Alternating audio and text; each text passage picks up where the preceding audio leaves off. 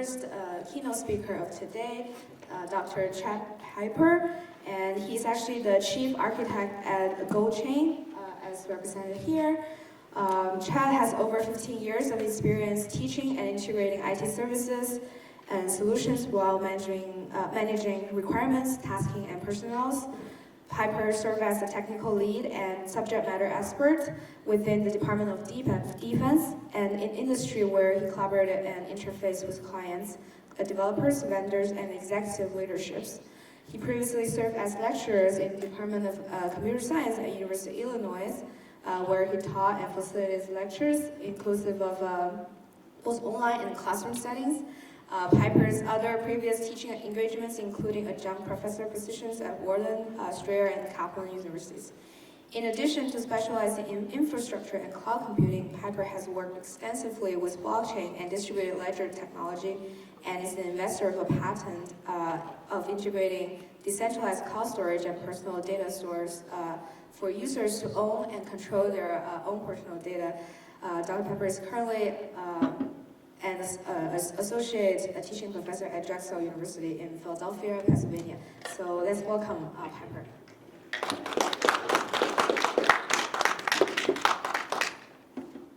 Okay. While she's loading that, I want to thank Jason. Firstly, it's just an honor to be here. I met Jason a couple of years ago in Chicago at one of the conferences, and to have the ability, I'm at Drexel University now, to kind of bring the Philadelphia talent, to the page. It's really nice. I was surprised. I'm going to wait for the time to rewind, but I was very surprised by Jason's intro. I didn't expect him to do part of my job, because today I wanted to demystify Web 1.0, 2.0, and 3.0, because like the technology cloud, like cloud computing, when that term was introduced, no one really knew what it was. There was no clear definition. It was ambiguous, and so I tell you today that even Web 3.0 is ambiguous. Let me tell you, there's not a process where people line up and submit these definitions, and there's a committee that looks at them and says, no, we're going to use this term.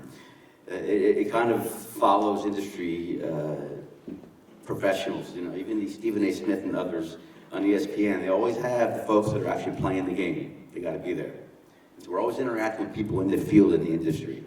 Web 1.0, as Jason said, was exactly what it was really nothing. It was a consume only. It was very static.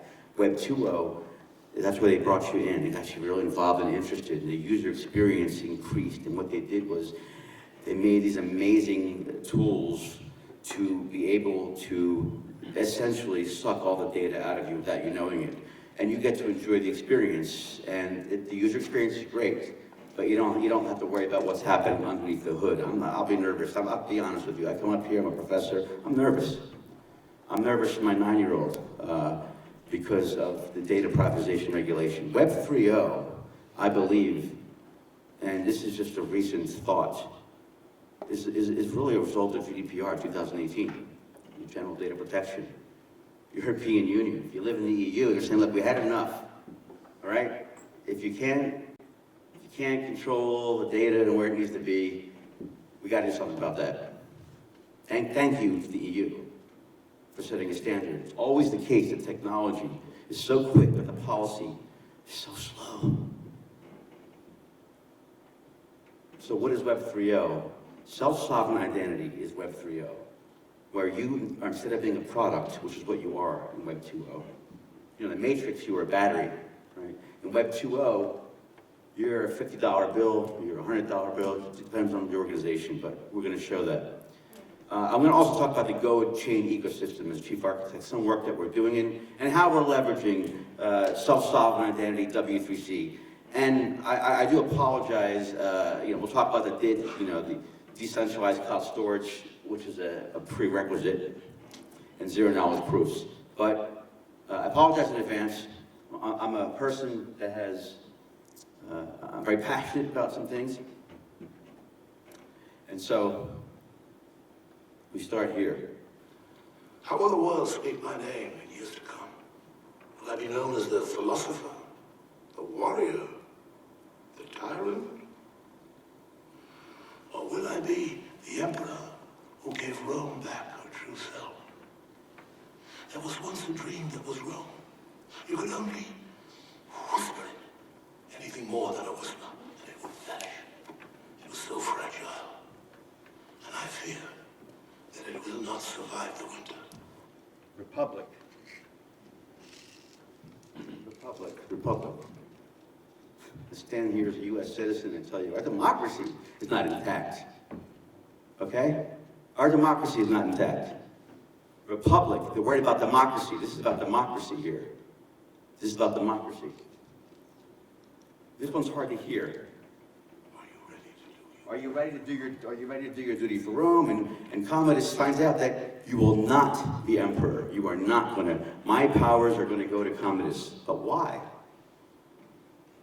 Because there was once a dream where Rome was to be a republic. Again, what's a republic? There's a book about it, but essentially it's like a democracy. It's our democracy. I can't say it's our democracy today because as an American, I stand here embarrassed by insurrection. I stand here embarrassed by that, honestly. I used to have pride teaching students from all around the world, but I stand here embarrassed. Nevertheless, here we have an internet now, and we have it invented. We know, Sir Tim. And, you know, Sir Lee, I have to tell you that his vision, everything about Web 3.0 was defined in 2008. We have some foundations, but this article, this piece of information, it's accessible, is an ingenious recipe for what Web 3.0 is, what it was intended to do. And I just want to make that clear. You know, there are the fallacies you have to be careful about. You know, I was a musicology student before I changed to computer science. My professor would always talk about the epistical, or I forget what it was, like the fallacy. And the idea was that, you know, you look back in time, in history, and you say, well, I can clearly see that this is the causal effect of that. And it's a fallacy, you can't do that. There's cause and effect and so on. But there's also evidence, and there's also providence. And there's also a document that was written by this person. This person was at the CERN, and I just want to kind of go through this a little bit here.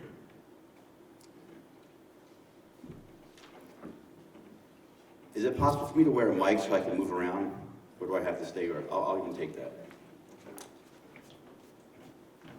Thank you. Testing, 1, 2, 3. Testing. Is it on? Okay. So here, we have the information management proposal. The proposal concerns, 1, the management of general information about accelerators and experiments at CERN. It discusses the problem of loss of information about complex evolving systems, and in green derives a solution based on a distributed hypertext system. Now, I'm a PhD in computer science, and when I read that, that's not saying a whole lot to me. I'll be honest. However,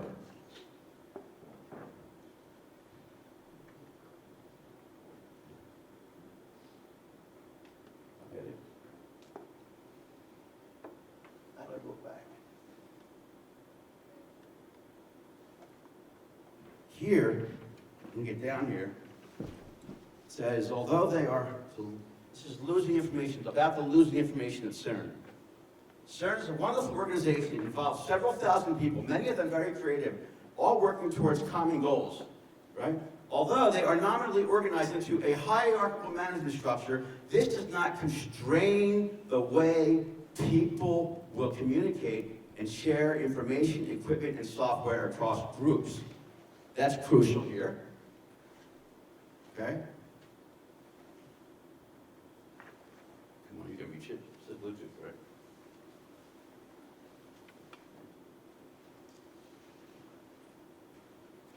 All right. But actually, in the actual RTF document I downloaded, I went through it, I read it, and I almost was teary-eyed. Because in a sense, it was what Web 3.0 was supposed to be. Self-sovereign identity. It says it here. It says requirements, remote access, okay, heterogeneity, non-centralization. Specifically, a new system must allow existing systems to be linked together without requiring any central control or coordination. Our voting systems, at least in Pennsylvania, did you know they're also decentralized, right? They're decentralized. They have their own little, there's a reason for that. Okay, so this is a while ago that this was written. They talked about hypertext. Okay, it's a while ago. Patents and trademarks were a while ago, and they're all traceable because there are dates and attestations associated with it. Web 1.0, you were read-only static pages, no forms, no control, none of the whistles that Mr. Sir Lee talks about. He talks about the whistles. The whistles. Here's an example here. Anyone recognize this? Strike legs. I took this snapshot just a couple days ago. This isn't from the Wayback Machine, time machine. You'll notice it's still kind of in Web 1.0, which is just links. All Web 1.0 is static pages with links, that's it. And what's interesting about this? Firstly, this is 1995. I'm having what's called a brain fart, and I don't recall when the CERN, when that RTF document was published. But clearly, non-centralization is decentralization, which is a problem at many different levels because there are different layers of decentralization. But you look here, this started off in like 1991 as a kind of a list, an email list, and then it evolved by 1995 to what's there today, really. And it's all hyperlinks, JSON LD, link documents, okay? No pictures, no moving elements, no external links, no messaging service, and no, you can't interact with posts at all. At all. You click an email and somehow it sends an email, there's no direct connection. You are not connecting to individuals. Your privacy is not at stake here. But I was looking through this and I thought, there's something else about this that's very interesting. They have this misconnections thing. Have you heard about that? Misconnections? I was stupefied when I saw that. I thought it was brilliant. So, is this a laser pointer too? Yeah. Is this a laser pointer? You don't know, okay. You click on misconnections, and then if you continue down, it's got a bunch of posts there. And apparently this is kind of like, if I'm here, and I'm giving this lecture and I see somebody, I know, the speaker, I know you from somewhere, but we don't speak. I would come here, and I would kind of do what I'm doing now, broadcast to the world that I saw somebody, hoping that in some way you're going to see this message, which you never will unless you are, for some reason, inclined to go ahead and look. I thought this was fascinating. Seeking the raven-haired woman downtown. I see you in Center City with your beautiful dark hair. My eyes light up and smile. Now, this isn't porn here, okay? This is actually people who are essentially crying out, and no one's there to hear their cries because there's no connection. I thought that was remarkable, honestly, remarkable. So here we have Web 1, clearly all text, links, we're consumers of data. You have your HTTP, clearly it's not SSL, it's not certain, okay, fine. So we didn't know about security back then, okay, we get it. The more people that come, just like the pandemic, the easier it is to get sick. We have masks on, I took mine off before the speech, okay, we get all that. Okay. Having said that, here we have 2022. This is Web 2.0. Let me say a little more about Web 2.0, because Jason hit on the major points. Let me be a little more direct here. It looks really nice, and it's really easy. It's like when you are in the cash register, you have your child with you, and they have all the candidates there, and everything that looks really nice that you want to grab. They make it really easy. User experience. I'm an expert in user experience. I don't want people to think about blockchain. I don't want them to think about, the large addresses. We want to remove that complexity. However, you know, we have SSL now, we're collecting information, everything's looking good, and it's really easy to use. So for you, it seems like the greatest thing. And here we go. Web 1.0, Netscape, NCSA, at the University of Illinois, my alma mater, okay? Web 2.0, what happens is this. On the left here, Web 2.0 in black, is a collection of all the words that are like about the attributes of good programming that you do in Web 2.0. And so that's like, hey, the UX side, like pulling you in. The Web 2.0 tools, as you can see, there's a myriad of tools. That is interfaces to get information from you. Now, I know these interfaces do things, but you get what you pay for. What are you paying for? Even when you do pay now, with Hulu, you can still get the advertisements. They still get the data now. You can choose this information. Then you have FANG. Sorry, I'm not going metaverse. It's Facebook, all right? It's Facebook. They're the ones that couldn't hold their data. We all know, okay? It's Facebook, FANG, Facebook, Apple, Amazon, Netflix, all right? Google. Okay. That's a lot there. So I gotta show you something. When you see something that works really well, and someone summarizes something that makes a lot of sense, you just gotta use it and look at tennis, good shot. Good shot. It's a good shot, okay? Web 1.0, I just want to be clear here. A small number of entities create a lot of data, you consume it. That's it. Don't worry about, forget about the phones, forget the mobile devices, forget all that. You went to websites, you did searches, you looked up information, that was it. There was no connection, it was like Craigslist, there's no connection, okay? 2.0, now you're connecting to everybody, and you're creating content. You're creating so much content. You have no idea, you think you're mowing your lawn. But as I'm mowing the lawn, somehow, they seem to know that there are 10 different things about me that I didn't even think about. Forget what I did before I mowed the lawn, forget how long it took me to mow the, and so on. There's a lot of stuff that's going on underneath the hood here. So I've asked, what's going on in Web 3.0? What's up with Web 3.0? Right? And I can't say it better than this. To understand Web 3, we need to talk about what's going on under the surface, how the modern internet is actually structured, and why it's structured like that. This is where the big changes will take place. I've got an analogy for you that should help. Remember that browser game, Agario, that consumed our lives 10 years ago? I didn't either. All right, let me quickly tell you about it. In the game, you start as a bubble. Your goal is to eat other bubbles until you become the largest bubble in the room. This is essentially how Web 2.0 has evolved. Modern websites like search engines, marketplaces, and social medias gather data and bring it into their bubbles. This process causes their bubbles to grow and become more powerful. Think of how you can find almost anything through Google search, or how you can order almost any product off Amazon. We can call this the centralization of the internet. But the big internet bubbles aren't only eating up data, they're also eating up each other. In Agario, there's a mechanic that lets you split your bubble in So half. it looks like so you it's can 12 bubbles, but and eat up the it's bubbles. too big the bubbles, two groups of bubbles lower down, that's all. Two bubbles. They're Two both bubbles are there, you owned can't by see it in you. blue. Think about Decentralization. Google and YouTube. Two different platforms, important slide. both aggregating data and owned by the same parent company. When you realize multiple internet bubbles are actually part of the same conglomerate of bubbles, you start to understand just how centralized Web 2.0 really is. The problem is once you get eaten by one of those larger bubbles, you don't have control over your own bubble anymore. Your data can be used without your consent. In Web 1.0, internet users were consumers, but in Web 2.0, we are products. That's the realization. And it should hit you just like it did it hit, in the Matrix. Same kind of thing, it should hit you the same way. Now, I went around and I wanted to look at, I'm a data privacy expert, okay? And I'm so honored to work with people at Drexel that are doing data privacy in the information science department.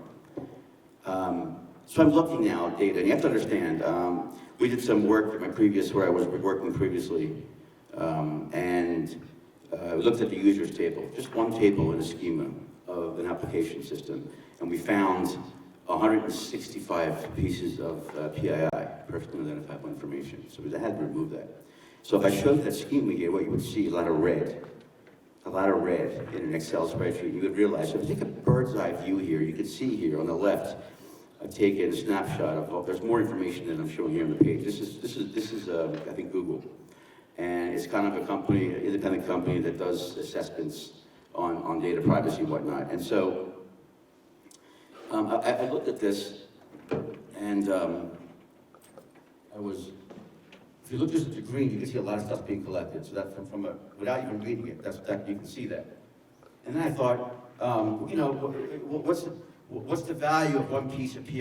Well, I remembered then that in 2014, I was one of 20.5 million personnel that had top secret clearances or above, where their SF-86 form was hacked, and the Office of Personnel Management, OPM, the U.S. government, lost all those pages. Now you have to understand, the SF-86 form is a 127-page document with PII. And I looked at it today, a couple weeks ago, really in preparation for this, and I thought, should I show that document?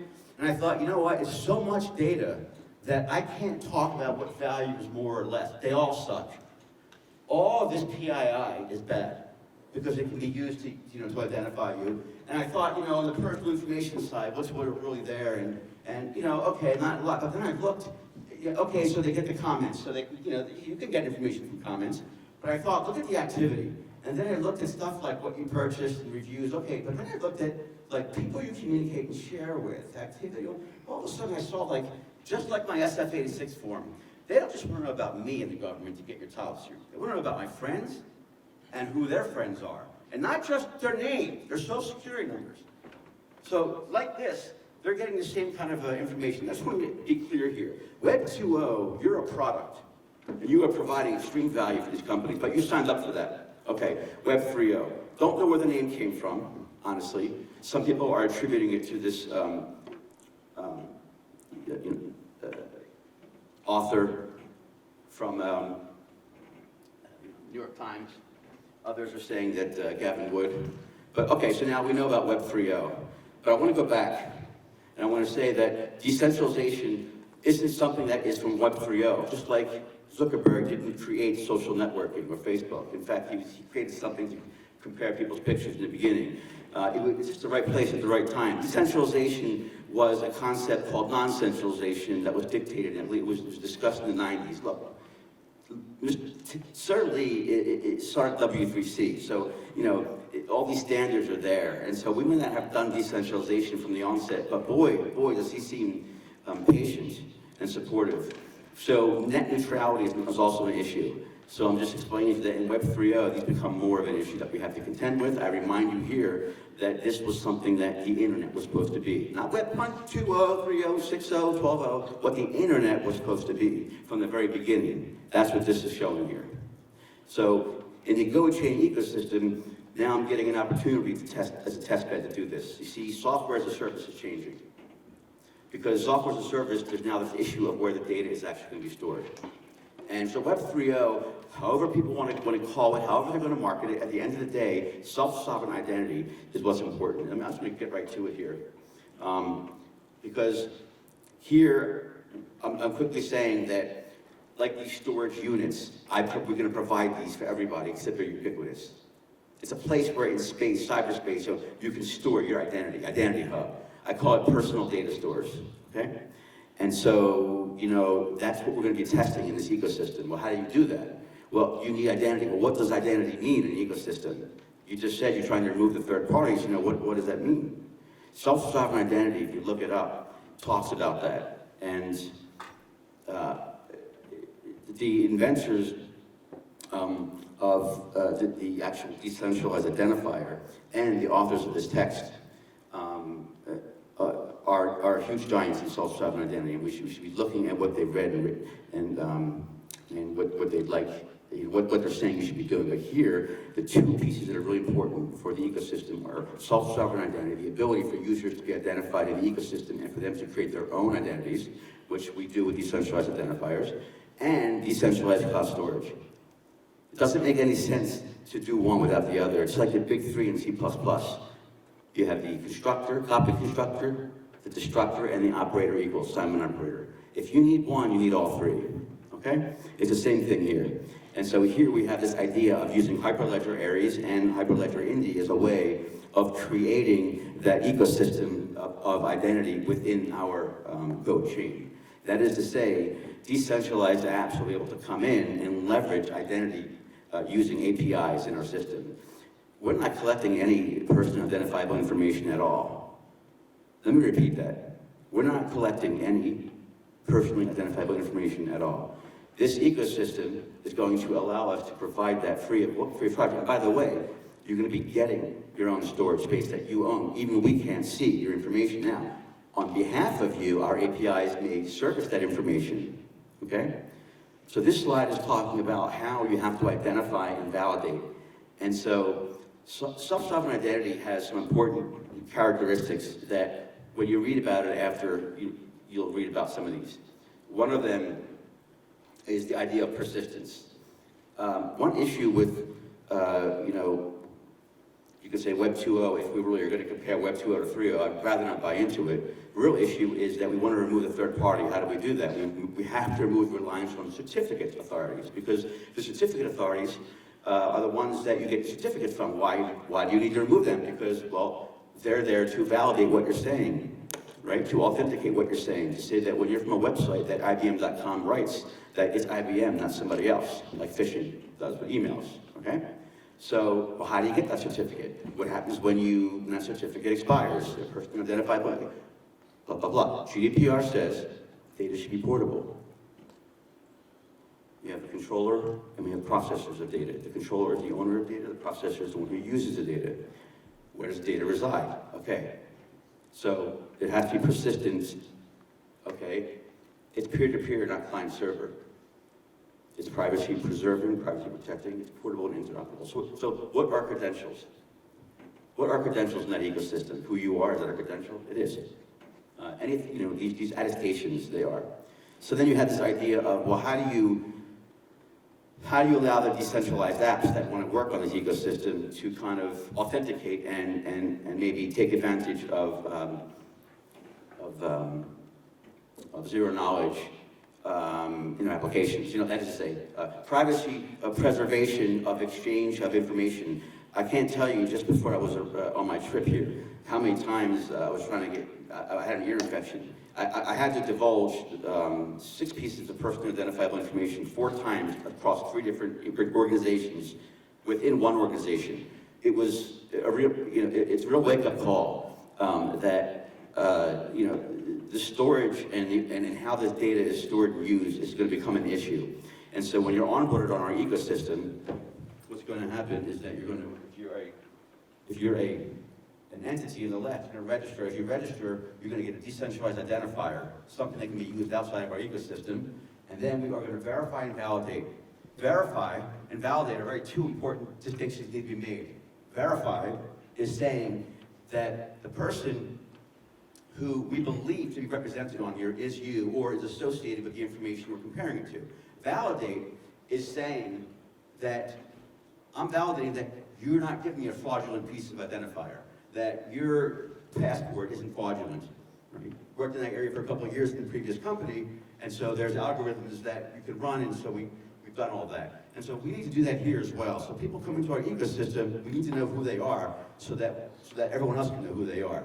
And they have to be able to control their information. And so once they get in, they're going to be given data storage and decentralized. So then the issue becomes, well, how do you actually use that? And so let me just end with 3 minutes. Let me just say this. A lot of companies have been saying that data is securely stored in the cloud. I just took this from another person. That's what they say. It's securely stored, whatever that means. Even the cloud isn't secure. And by the way, if it's centralized, thanks to Jason, we know they could turn lights off right now and the power on me. What can I do? Nothing. What can we do? So how do you continue? So any application, any SaaS right now, services that have applications, you can't store their data. So what do? So here, we have a solution that will be beta tested that we're going to be working with. We're leveraging Hyperledger Indy and Hyperledger Aries for self-sovereign identity. That's your decentralized identifier. That's your single sign-on, okay? where we would only store non-PII in any, okay? Then the off-chain, whether it's Filecoin or storage, two decentralized providers. I personally worked with storage over the last couple of years. I think a network of over 10,000 nodes where your files are split into 80 pieces and sharding, that's pretty good. And availability of 99.999%. We're going to be good on that partnership. We're working together on this. We'll have about 10 terabytes of data to work with. And then key management. And so here's the use case. There's a company called DataEarn. What they do is they go out into 32 service providers that are social networks. I'm showing just one here, Facebook. And they go in and they say, I want to get my data. But they give you some other options as well. Other options are, you can read here, you can opt out, blah, blah, blah. So in order for them to store the user's PII securely in the cloud, I mean, most companies can't do this right now. Why? Because they don't have an infrastructure like we're providing here in our ecosystem. When I say that the GoChain ecosystem can provide the services because we'll be 3.0 ready, what that means is that if we look at this carefully here, we have our personally identifiable information, and we have a privacy layer. The privacy layer are APIs that allow services from a company to essentially process data where the data comes from, where the users want it to be stored. Okay? What happens is that you need to subscribe to an encrypted data vault, then we have to authorize you, and then you have this data, and then so in this case here, this could be a person with 32, they give you these exported documents with XML on them. And the idea is that we are using verifiable credentials and other forms to be able to service that data. But for this pilot, in this program, we have a lot of data themselves that could be 150 gigabytes, it could be a terabyte, that would be exported from one of the providers, and now these can be stored, secured, and accessed on decentralized storage. And with that, I've completed my talk. Thank you.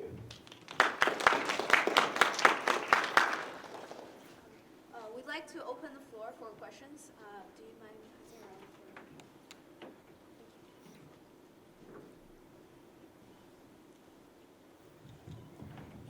for... Hi, I'm Crystal. Thank you so much for the speech. And I'm doing the NFT marketplace startup right now. But besides that, I'm very curious that I know Web3 can protect our privacy very well. But if you think it's the purpose to increase the efficiency in the future, because we know it cannot support very large traffic right now. Yeah, thank you. So I think if I hear you correctly, the question is more about efficiency of transactions in Web 2.0 versus Web 3.0. And I think when you remove the middle person, and I don't mean that from a business transaction perspective, but I mean from a process user flow perspective, there's a lot of red tape and underneath the hood that we don't talk about, technical protocols that have to be used, there's compliance issues and so on. And so when the buck starts with you, it means that you are in control of your data. And so it's kind of like what's happening now in the field. Unfortunately, you have some NFL players like Lamar Jackson, who is betting on himself. He's amazing talent. And, I think they just lost yesterday. And he's, trying to get a contract, right? And he's for himself. And the problem is that while he's trying to get a contract, he's playing. And so how do you do that, right? Right. And so you need a way to, provide people, in terms of transaction speed. In that case, he's hoping that he's going to prove himself, and so that he'll be able to show them, see, I'm worth this, and at the end of it, then the transaction occurs. What he should have done was maybe did the transaction before he would go on the field, and how you're able to control that. So he's controlling that. He controlled it, but now he got hurt. But he still controlled it. You see, but he got hurt, and so you're kind of on your own as your own entity, as an organization, right? That's why I mentioned this, because it's like you feel like it's you against all the organizations, right? You have these big, humongous giants like Amazon, and you're just a little me, a little pea. But the thing is that you're still entitled to your data, and let me tell you something, your data ain't so pea, it ain't so small. There's a lot of data that's in there. And so my answer to you is yes, with transactions, to be honest with you, I think what we're really getting at, the question's hinting at, we're gonna be able to see what's really going on. When I walk across the street, I like to keep my eyes open because I want to know what the cars are coming. Right now, your eyes are closed. I mean, you're in the matrix. I mean, we all do it. I mean, we're not, who here has read and you're still getting the updates, right? And the private policies, they're still coming. Because as soon as the legal comes up, and the policy comes up, then all of a sudden the compliance comes up. You start getting companies saying, updating our privacy policy. You know, you have to ask yourself, what's going on? What's forcing that, right? So, thank you for the question. Anything else? Hi, my name is Peter. I have a question about centralized entities adopting decentralized blockchains and how the personal identifiers will look in that type of format for the future, especially with Facebook adopting Polygon. Well, hold on, give him back the mic. Please give him back, Peter, give him back the mic. Because how do you think we should do it? I mean, let me tell you how it can be done. Right now, you have unique identifiers in all these systems. If I want to look you up in LinkedIn right now, you exist. LinkedIn has over 35 million fake profiles, which sucks. If you're paying money on a dating site, for example, do you really want to be interacting and paying money to interact with a bot? I mean, I don't. I don't condone that. Going back to LinkedIn, I have to look you up. I'm going to look you up. There's going to be an internal primary key or something right in their database that is associated to you.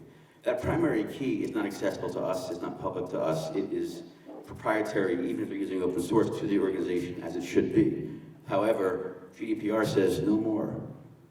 Now, if you want to use an identifier, then you need to figure out a different way to uniquely identify other people. Let me explain. If I want to find you, Peter, you said your name's Peter?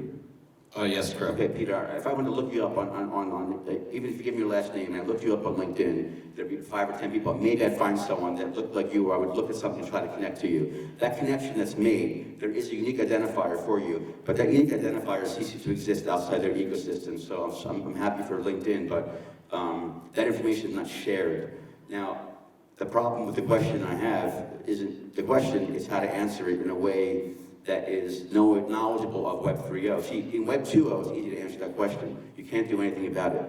See, Web 3.0 is different. Web 3.0 says, okay, I can't tell the government right to be forgotten, right? I can't tell the government I don't want a passport anymore. I don't want to be identity anymore, so delete my data. Because that's like saying I don't want to be a citizen. I don't know the legality on that. But with regard to a company, the companies don't really want to be storing the information. The previous company I worked at, there was big companies like Wells Fargo with KYC information from 100,000 people that it wants. And what do they want to do? They want to be able to put that data somewhere else. All they want is the yes or no, the zero knowledge. Are how they passed it, and is it valid or not? Have they done their due diligence legally, right? What's happening is the policy is now catching up. And so Web 3.0 is about the policy realizing decentralization is valuable. Now, the decentralized identifier, if I get one more second, the decentralized identifier is my answer to every question that happens. If someone, it's like in being John Malkovich, I will just say did, decentralized identifier. If you look up decentralized identifier and self-sovereign identity, you'll start to understand that you can become your own entities and not worry about the monstrosity of other organizations, as we illustrated in that slot, in that realization of giant centralized organizations. Is it legal? Can they do it? Yeah, they can do it. Do they pay taxes? No. Is it legal? Yeah. So the policy says they can do this stuff. But the users are kind of saying, like, with an insurrection did occur. We're not going to deny that. So people their voices are being heard. Web 3.0 is saying, look, it's time for us. Self-sovereign identity is what the solution is.